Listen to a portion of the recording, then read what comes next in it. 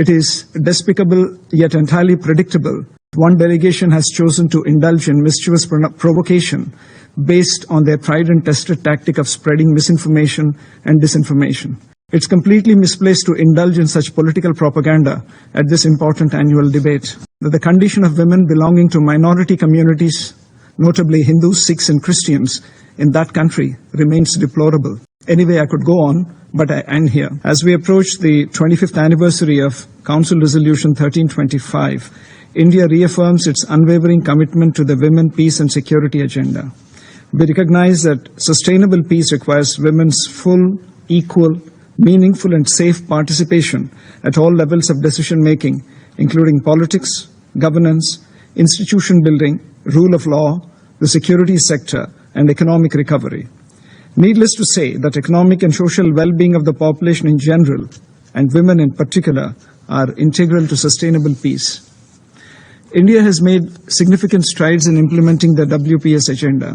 As the fifth largest troop contributor, India deployed the first ever all-female formed police unit to Liberia in 2007, setting a precedent in UN peacekeeping. Their work garnered tremendous appreciation within Liberia and in the UN. We have increased women's participation in our peacekeeping contingents, with more than 100 Indian women peacekeepers currently serving worldwide, including 3 all-women female engagement teams.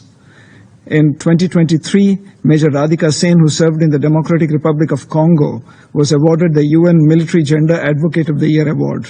She follows in the footsteps of her illustrious predecessor, Major Suman Gawani, who was recognized for her service with the UN mission in South Sudan.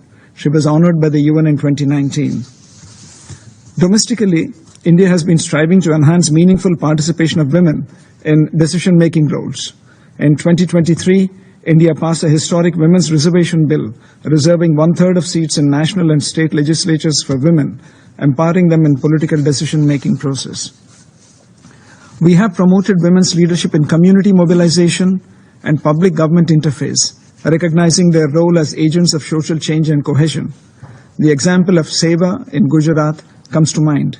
It's a movement of self-employed women in rural and urban India. It's also the largest trade union of the country.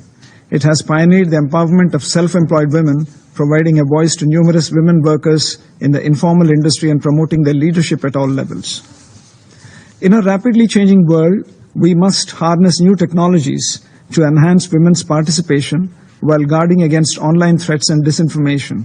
We have leveraged digital technologies to minimize the gender divide, enhance financial inclusion, and empower women, especially in rural India. We call upon the international community to develop robust mechanisms to address these emerging challenges.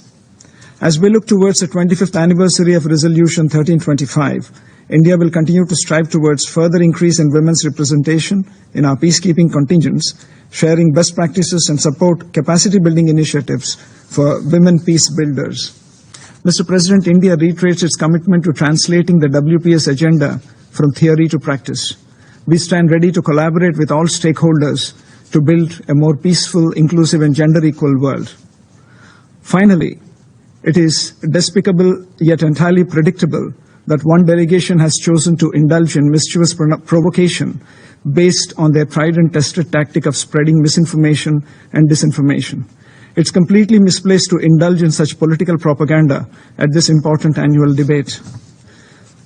We are well aware that the condition of women belonging to minority communities, notably Hindus, Sikhs and Christians, in that country remains deplorable. An estimated 1,000 women of these minority communities, as per data of the Human Rights Commission of that particular country, are subject to abduction, forced religious conversions, and forced marriages every year. Anyway, I could go on, but I end here.